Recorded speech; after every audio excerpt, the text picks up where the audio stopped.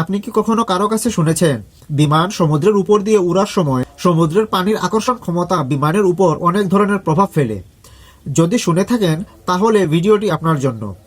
আসলে সমুদ্রের পানির আকর্ষণ অর্থাৎ মধ্যাকর্ষণ শক্তি বিমানের উপর আলাদা করে কোনো অতিরিক্ত প্রভাব ফেলে না। পৃথিবীর মধ্যাকর্ষণ শক্তি স্থলভাগে, সমুদ্রের উপর, আকাশে সব জায়গায় প্রায় একই রকম কাজ করে। অর্থাৎ সমুদ্রের পানি আলাদা করে বিমানকে টেনে নেয় এমন কিছু হয় না। বিমানের ডানার উপর দিয়ে বাতাস প্রবাহিত হয়ে উপরে ওঠার শক্তি তৈরি করে, একে বলে লিফট। এবং বিমানের ইঞ্জিনের রয়েছে সামনের দিকে বিমানকে ঠেলার শক্তি, যাকে থ্রাস্ট বলা হয়। এই শক্তিগুলো মধ্যাকর্ষণের চেয়ে বেশি হলে বিমান ভেসে থাকে। তাছাড়া সমুদ্রের পানি নিজে চুম্বকের মতো টানে না, এটা শুধু পৃথিবীর ভরের অংশ। পৃথিবীর মোট ভরের জন্য যে মধ্যাকর্ষণ তৈরি হয়, বিমান সেটার প্রভাব আগেই হিসাব করে উড়ে। তবে কি বিমান উড়ার সময় সমুদ্র একেবারেই প্রভাব ফেলে না? খুব সামান্য পরোক্ষ প্রভাব থাকতে পারে।